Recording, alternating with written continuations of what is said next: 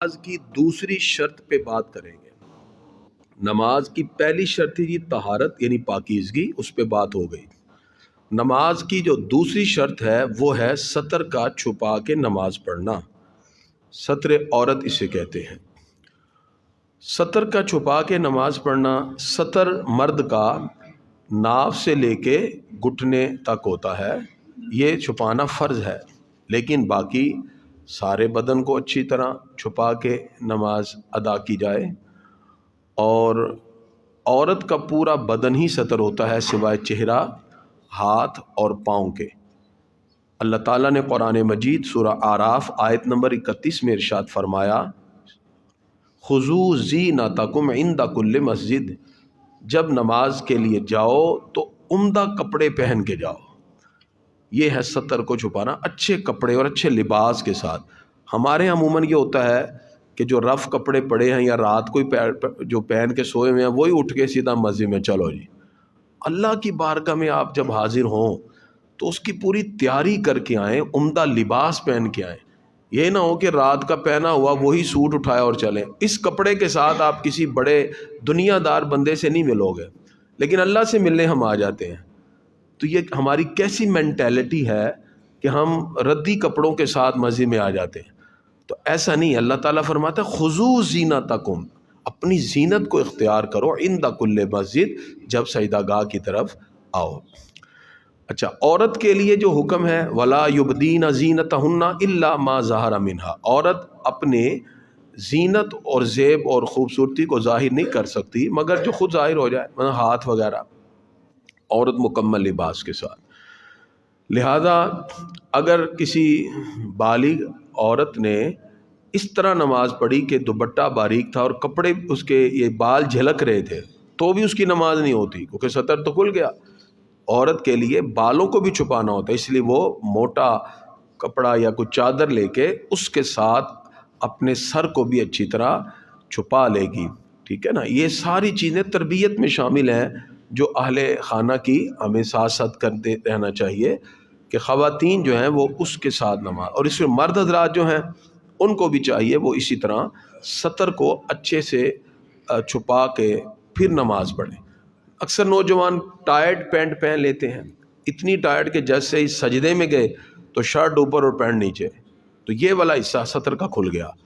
تو ایسی صورت میں مرد کے لیے ناف سے نیچے گھٹنوں تک کا حصہ چھپانا فرض ہے، ٹھیک ہے نا۔ تو یہ جب ڈیتھ ہو جاتی ہے بندے کی، موت کے بعد جب غسل دیا جاتا ہے تو بھی اتنا حصہ کھولنا جائز نہیں ہے، اس پر بھی چادر ڈال کے غسل دیا جاتا ہے۔ تو کس طرح اس سطر کو کھولا جا سکتا ہے؟ اس لیے اس پر بھی خاص طور پہ کوشش کرنی چاہیے، یا اتنا باریک کاٹن کا سوٹ پہنا ہو یا کاٹن پہنی ہو کہ جس سے جسم کا یہ حصہ مرد کا جھلکے تو وہ بھی اس کا سطر کھل گیا۔ تو اس طرح بھی نہیں کرنا چاہیے۔ ناف سے لے کے گھٹنے تک کا جو حصہ ہے یہ اچھی طرح چھپا کر پھر نماز پڑھنی چاہیے۔ جن عضو کا چھپانا فرض ہے، اگر وہ چوتھائی سے کم کھل گیا عضو تو نماز ہو گئی، اگر چوتھائی عضو یا اس سے زیادہ کھل گیا تو پھر نماز چلی گئی۔ تو یہ مسئلہ اچھی طرح ذہن نشین ہونا چاہیے، ستر چھپا کے نماز پڑھنا یہ ضروری ہے۔ اور یہ مسئلہ بھی اچھی طرح ذہن نشین ہو جائے کہ لباس یا کپڑے ایسے نہیں پہننے چاہیے جن پر تصویریں جاندار کی بنی ہوں۔ آج کل نوجوان کچھ ایسی شرٹ چلی ہوئی ہیں اس کے پیچھے ایگل بنا ہوتا ہے، ٹھیک ہے، شاہین یا عقاب کی تصویر ہے، تو وہ پیچھے والوں کی نماز مکروہ ہو جائے گی، اس سے تصویر جو جاندار کی آ گئی۔ تو اس طرح کی تصاویر پہن کے مسجد میں کم از کم نہ آئیں، یا چلیں کوئی اور بھی سینری وغیرہ بھی بنی ہو تو وہ توجہ کو ہٹا دیتی ہے نمازیوں کے۔ تو اس لیے ایسی قطعاً جو ہے وہ لباس نہ پہنا جائے کہ جس کے ساتھ لوگ باقی بھی نمازی پریشان ہو جائیں کہ اس نے کیا پیچھے پہنا ہوا ہے۔ وہ شرٹ کے پیچھے اکثر پکچر ایسی بنی ہوتی ہے، تو اس پر بھی ذرا اچھی طرح ہمیں یہ مسئلہ ذہن میں رکھنا چاہیے۔ نماز کی تیسری شرط ہے جی قبلہ رخ ہو کے نماز پڑھنا۔ اللہ تعالیٰ نے ہمارے لیے جو قبلہ مقرر کر دیا وہ بیت اللہ ہے، اس لیے فرمایا فولی وجہک شطر المسجد الحرام، پیارے محبوب اب بیت المقدس سے چہرہ پھیر لیجئے، اور آپ کا قبلہ بیت اللہ بنا دیا ہے۔ حضور صلی اللہ علیہ وسلم پہلے بیت المقدس کی طرف منہ کر کے نماز پڑھتے تھے، نماز پڑھا رہے تھے، اتحیات میں بیٹھے تھے، تو اتحیات میں بیٹھے بیٹھے حضور صلی اللہ علیہ وسلم نے سر اٹھایا، قد نرا تقلب وجهک فی السماء، دل میں کہا یا اللہ یہ قبلہ بدل جائے، تو اللہ تعالیٰ فرماتا ہے فلنولینک قبلۃ ترضیٰ، بدل دیں گے آپ کا جو قبلہ آپ چاہتے ہیں۔ تو دل میں عرض کی یا اللہ بدل دیں گے نہیں، ابھی بدل دے، محبوب ہے نا۔ اللہ فرماتا محبوب ہم تو چاہتے ہی آپ کی رضا ہے، فولی وجہ کا، آپ اتحیات سے اٹھیں اور ابھی چہرہ پھیر لیجیے، ہم نے قبلہ بدل دیا۔ حضور صلی اللہ علیہ وسلم جیسے ہی اللہ اکبر کہہ کے اٹھے اور سیدھے اس طرف چلے گئے، حضور صلی اللہ علیہ وسلم کے پیچھے سب سے پہلے 10 صحابہ ادھر گئے، بغیر تامل کے، بغیر سوچے، ایک لمحے کا توقف کیے بغیر منہ ادھر کر لیا، باقی صحابہ ان کے پیچھے۔ وہ جو 10 بغیر تامل کے ادھر گئے، اللہ نے ان کو دنیا میں عشرہ مبشرہ جنتی کا ٹکٹ دے دیا۔ ایسے عشرہ مبشرہ بنے ہیں، یہ جو 10 جنتی بنے ہیں وہ بغیر کسی تعامل کے حضور صلی اللہ علیہ وسلم کی طرف متوجہ ہو گئے، تو ان کو دنیا میں ہی جنتی ہونے کا ٹکٹ عطا فرما دیا گیا۔ تو حضور صلی اللہ تعالی وسلم جب قبلہ چینج ہو گیا، اب بتایا بھی ادھر منہ کر کے نماز پڑھنی ہے۔ جب آپ نماز پڑھیں تو آپ کی توجہ اس انداز میں ہونی چاہیے، جب آپ اللہ اکبر کہیں تو تصور میں آپ کے ہو کہ ہم اللہ رب العزت کو سجدہ کر رہے ہیں، اس کے سامنے کھڑے ہیں، اس کے سامنے رکوع کر رہے ہیں۔ پروردگار عرش الہی پر ہے اور اللہ تعالیٰ کی ذات بیٹھتی نہیں ہے، وہ قیام کی حالت میں ہی ہے۔ اس نور کے تخیل کا ایک ذہن میں حیت ہونی چاہیے، وہی تخیل بیت اللہ میں اور وہی آپ کے دل میں بنتا ہے جس وقت آپ ذکر الہی سے اعلیٰ مقام پہ پہنچتے ہیں۔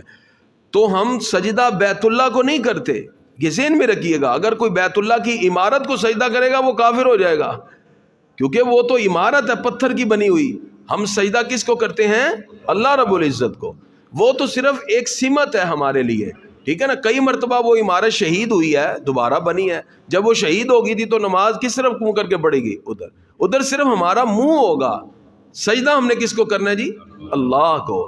تو یہ تخیل ہوگا، اور رکوع میں بھی سجدے میں بھی جب آپ اس تخیل سے نماز پڑھیں گے نا، انشاءاللہ ہم آخر میں آپ کو ایک دن باطنی نماز سکھائیں گے۔ جب وہ باطنی نماز آپ سیکھیں گے، کہیں گے کریمی صاحب آج تے مزہ آ گیا نماز پڑھن دا، اس کی لذت ہی کچھ اور ہے، اس کے تخیلات ہی انسان کے بدل جاتے ہیں۔ اس تخیل کو آپ نے ذہن میں رکھ کے پھر اللہ کے سامنے رکوع اور سجدہ کرنا ہے کہ ہم نے سجدہ اللہ کو کرنا ہے، ٹھیک ہے۔ اور سمت ہمارے لیے ڈائریکشن کیا ہے؟ بیت اللہ، اس لیے ہم اس کی طرف منہ کر کے نماز پڑھتے ہیں۔ اور یہ ذہن میں رکھیے، اگر کہیں ایسے مقام پر آپ ہیں جہاں کوئی بتانے والا نہ ہو کہ قبلہ کدھر ہے، تو پھر آپ سورج سے یا چاند سے حساب لگا سکتے ہیں۔ جیسے پاکستان میں جہاں سورج غروب ہوتا ہے ہمارا قبلہ اس طرف ہے، تو اس طرف قبلے کی طرف منہ کر کے نماز پڑھیں۔ اور اس میں اگر 90 درجے کا آپ ایک اینگل بنائیں تو 45 میں جب تک آپ ہیں تو آپ بیت اللہ شریف کے اندر ہی ہیں، تو اسی طرح منہ کر کے نماز پڑھی جائے گی۔ یہ نماز کے لیے شرط ہے، اور اس میں اگر کوئی جگہ نہ ہو بتانے والی تو پھر غور و فکر کرنا ضروری ہوتا ہے۔ نماز کی جی 3 شرطیں ہوگی۔ نماز کی چوتھی شرط ہے جی وقت کا ہونا۔ یہ جو آج کل نظام چلا ہوا ہے، خود ہی مسائل سیکھتے ہیں لوگ، حدیث پڑھتے ہیں، کہتے ہیں نہیں جی نہیں بغیر جڑے منی وقت سے نماز پڑھی جاؤ، ایسے نہیں ہوتا۔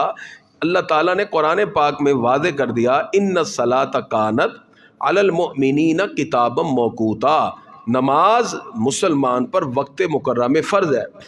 یہیں اس علاقے میں ایک بندے کا مجھے ایک دن فون آیا، غالباً مغرب کا ٹائم تھا، کہتے سر ہم ایک جنازے پہ جا رہے ہیں، ہمارے ساتھ کچھ لوگ ہیں، وہ کہہ رہے ہیں جی مغرب کے ٹائم میں عشاء پڑھ لو کیونکہ جنازے پہ جانا ہے۔ میں نے کہا جی مغرب کے ٹائم میں عشاء کیسے ہو سکتی ہے؟ کہتے جی وہ ایک حدیث دکھا رہے ہیں۔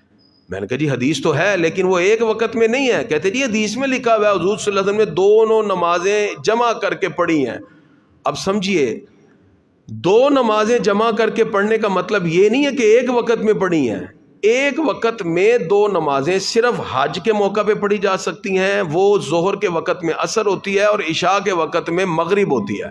ظہر کے وقت میں جو عصر پڑھی جاتی ہے حاجی صرف پڑھتا ہے، ٹھیک ہے، وہ بھی امام حج کے پیچھے وہ میدان عرفات میں، اور جو عشاء کے وقت میں مغرب پڑھی جاتی ہے وہ میدان مزدلفہ میں پڑھی جاتی ہے، وہ بھی حاجیوں کے لیے ہے۔ ایک بات تو یہ کلیئر ہو گئی۔ نمبر 2، حضور صلی اللہ علیہ وسلم نے جو 2 نمازیں جمع کی وہ ایسے ہیں جیسے ایک نماز کا آخری وقت ہو اور دوسری نماز کا ابتدائی وقت ہو۔ یہ حالت عذر میں ہو جاتا ہے، یہ مجھ سے بھی 1-2 مرتبہ ہوا۔ مثلا مغرب کا ٹائم ختم ہونا تھا 7:35 پہ، ٹھیک ہے جی، ہم موٹر وے پہ آ رہے تھے اور آپ کو پتا راستے میں چلتے ہوئے تو نہیں وہ روکنے دیتے. اب چلتے چلتے چلتے اس نے کہا جی بس اسٹے ہونے والا. میں کہا یار نماز پڑھنی ہے. نے کہا بس اسٹے 7 بج کے کوئی اس نے 10-12 منٹ پہ گاڑی کو جہاں وہ رکتے ہیں قیام و طعام کے لیے وہاں روکا. اب یہی صورت حدیث میں بھی ہے. آخری وقت تھا مغرب کا, ہم نے جلدی سے وضو کیا اور ہم نے آرام سے نماز پڑھی تو 7:33-34 تک ہم نماز مغرب پڑھ چکے تھے. اور مغرب کا وقت ختم کس وقت ہونا تھا جی؟ 7:35 پہ ہم نے نماز پڑھ لی. اس کے بعد ہم نے دعا کی. 36 یا 37 منٹ پہ ہم نے کہا اب آگے پھر سفر ہے. ہم کھڑے ہوئے اور ہم نے عشاء کی نماز شروع کر دی. اب مجھے بتائیے 2 نمازیں اکٹھی پڑھی ہیں, 2 ایک وقت میں پڑھی ہیں؟ ایسا نہیں نہ ہوا. ایک تھا مغرب کا آخری وقت اور ایک تھا عشاء کا ابتدائی وقت. اس طرح کر کے 2 نمازیں حضور صلی اللہ علیہ وسلم نے حالت سفر میں ادا فرمائی ہیں, وہ بھی جب آپ کو کوئی عذر لائق ہو تو, وگرنہ ایک وقت میں 2 نمازیں اکٹھی نہیں کی جا سکتی. یہ مسئلہ اچھی طرح ذہن میں رکھ لیں. اور دوسری بات, جو اوقات مقرر کر دیے گئے نماز کے ابتدائی اور آخری, یہ اوقات جو ہیں یہ حضور صلی اللہ علیہ وسلم کو اللہ تعالیٰ نے مقرر فرمائے ہیں. اس میں ہم اپنی مرضی نہیں کر سکتے. اس میں جو مکروہ وقت ہیں وہ 3 ہیں. جب سورج طلوع ہوگا 20 منٹ تک آپ کوئی نماز ادا نہیں کریں گے, نہ فرض نہ واجب نہ ادا نہ قضا. جب سورج طلوع ہوگا ایک وقت مکروہ یہ ہے. دوسرا, جب سورج سر پہ آتا ہے جسے ہم عموماً کہتے ہیں زوال کا وقت, اس میں بھی ہم کوئی نماز ادا نہیں کریں گے, فرض واجب ادا قضا. تیسرا وقت ہوتا ہے جب سورج غروب ہو رہا ہوتا ہے. غروب میں جب 20 منٹ رہ جائیں تو مکروہ وقت شروع ہو جاتا ہے. اس وقت بھی ہم کوئی نماز فرض واجب ادا قضا نہیں پڑھیں گے. البتہ اس دن کی جو اثر رہتی اگر ہے اس دن کی, تو وہ کراہت کے ساتھ پڑھی جا سکتی ہے. اب مسئلہ ذہن میں رکھیں, اصل میں ہمارے یہاں چونکہ جب سارے مفتی ہو جائیں تو پھر ہم کس کس کو سمجھائیں. جنازہ جو ہے وہ پڑھنا ہے کہ نہیں پڑھنا. جنازہ جو مکروہ وقت میں لے کے آئیں گے وہ پڑھ سکتے ہیں, اگر مکروہ وقت سے پہلے لے کے آئیں پھر نہیں پڑھ سکتے. یہ مسئلہ اچھی طرح ذہن میں رکھیں. مثلا یہاں ایک جنازہ ایک صاحب نے رکھا, 11:36 پہ مکروہ وقت شروع ہو رہا تھا. اس نے 11:30 بجے جنازے کا ٹائم رکھ لیا اپنی والدہ کے. مجھے اس نے کہا, میں کہا سر آپ 11:30 پہ ٹائم رکھ رہے ہیں, آپ وہاں 11:30 پہنچیں گے تو 4 منٹ 3 منٹ رہ جائیں گے مکروہ وقت شروع ہونے میں, لوگ وضو کر کے آئیں گے. جو جنازہ غیر مکروہ وقت میں رکھا جائے گا اس کو مکروہ وقت میں داخل کر کے پڑھنا جائز نہیں ہے. مکروہ وقت میں لایا ہوا جنازہ پڑھ سکتے ہیں. کہتے ہیں نہیں جی نہیں, وہ اے جنازے چ کیڑا سجدہ ہوندا ہے. اور میں کہا جی ہم آپ کی تو لاجیکل بات ہے نا, ہم تو شریعت کی بات کر رہے ہیں. اب ایسے ہی ہوا, ان کا جنازہ 32 منٹ پہ وہاں پہنچ گیا. وہ کہتے جی وضو کریں گے, آؤ. وضو کرتے کرتے 40 منٹ ہو گئے. جو جنازہ غیر مکروہ وقت میں آئے اس کو مکروہ وقت میں داخل کر دیں گے, اب وہ پڑھنا جائز نہیں ہے. ہاں اگر مکروہ وقت میں ہی آیا, یعنی اس کا ٹائم 40 منٹ ہی رکھا, 11:40 ہی رکھا جاتا ٹائم, تو مکروہ وقت میں آیا ہوا جنازہ پھر مکروہ وقت میں پڑھا جاتا ہے. لیکن مجھے بتائیے, ہمارے ماں باپ جو ساری زندگی ہمارے لیے کیا کچھ کرتے رہے, ہم ان کو مکروہ وقت میں دفنائیں؟ ہمیں چاہیے جنازے کا وقت مکروہ کے علاوہ رکھیں. ہاں کوئی مجبوری ہو, عذر ہو تو پھر مکروہ وقت میں پڑھا جا سکتا ہے, وگرنہ جنازے کو بھی مکروہ وقت میں نہیں ادا کرنا چاہیے. تو یہ مسئلہ بھی اچھی طرح ذہن میں رکھیں. تو لہذا جو مکروہ وقت ہوگا اس کے اندر پھر ہم نماز وغیرہ نہیں ادا کرتے. اس کے بعد نماز کے اندر جو شرط ہے وہ ہے نیت. ٹھیک ہے جی, یعنی طہارت, ستر کا چھپانا, ستر عورت, اور اسی طرح نماز کے اندر طہارت, ستر عورت, استقبال قبلہ, وقت اور نیت اور تحریمہ. نیت کیا ہے؟ جو نماز آپ پڑھنے لگے ہیں اس کی نیت کی جاتی. جیسے امام کے پیچھے ہیں تو آپ نیت کریں گے کہ امام کے پیچھے. ادا ہے تو ادا کی نیت کریں گے, قضا ہے تو قضا کی نیت کریں گے. ٹھیک ہے, اس طرح اس کی نیت کریں گے. اور آخری شرط ہے جی تحریمہ. تحریمہ کا مطلب ہے حرام کر دینے والی چیز. مثلا جب آپ اللہ اکبر کہتے ہیں تکبیر تحریمہ, اس کے بعد آپ پر کھانا پینا بولنا سب حرام ہو جاتا ہے, اس لیے اس کو کہتے ہیں تحریمہ. شرط ہے, یہ 6ٹھی شرط ہے. تو نماز کی ٹوٹل کتنی شرائط ہوگی جی؟ 6. اچھی طرح ذہن میں رکھیں. نماز کی پہلی شرط ہے جی طہارت, پاک ہو کے نماز پڑھنی ہے. جگہ بھی پاک ہو, جسم بھی پاک ہو, کپڑے بھی پاک ہوں, ہر چیز میں پاکی ضروری ہے, طہارت. ٹھیک ہے. دوسری شرط کیا ہے جی؟ ستر چھپا کے نماز پڑھنا, اچھا لباس, عمدہ کپڑے پہن کے اللہ کی بارگاہ میں آنا. ٹھیک ہو گیا, یہ ہے ستر چھپا کے نماز پڑھنا. تیسری شرط ہے جی قبلے رخ ہو کے نماز پڑھنا. قبلے کی طرف منہ کرنا ہے اور پوری ڈائریکشن کے ساتھ نیت یہی کرنی ہے کہ ہم سجدہ کس کو کر رہے ہیں؟ اللہ کو، اور ڈائریکشن ہماری بیت اللہ ہے، ٹھیک ہے، یہ نیت رکھ کے، یہ تیسری شرط ہے استقبال قبلہ۔ اس کے بعد پانچویں شرط کیا ہے جی؟ وقت، جس نماز کو پڑھ رہے ہیں اس کے وقت میں ادا کرنا یہ شرط ہوتا ہے، اس لیے مکروہ وقت میں نماز ادا نہیں کی جاتی۔ اور پانچویں شرط ہے انسان جب نماز پڑھے تو تحریمہ، یعنی جب اللہ اکبر کہے تو تحریمہ کے ساتھ اس کی تمام چیزیں باقی حرام ہو جائیں، گفتگو وغیرہ۔ اور چھٹی شرط ہے انسان جس وقت نماز پڑھے گا تو نیت کرتے ہوئے، ٹھیک ہے جی، طہارت، ستر عورت، استقبال قبلہ، وقت، نیت اور تحریمہ، 6 شرطیں ہیں، ان کو اچھی طرح ذہن نشین رکھیے۔ اور نماز سے پہلے شرطیں ادا کی جاتی ہیں، اس کے بعد نماز ادا کی جاتی ہے۔ یہ نماز کے احکام تھے۔ آج ہم انشاءاللہ بھی نماز کے بعد ایک اہم معاشرتی مسئلہ آپ کے سامنے ڈسکس کریں گے۔ آپ نماز کے بعد ہماری اس مختصر سی نشست میں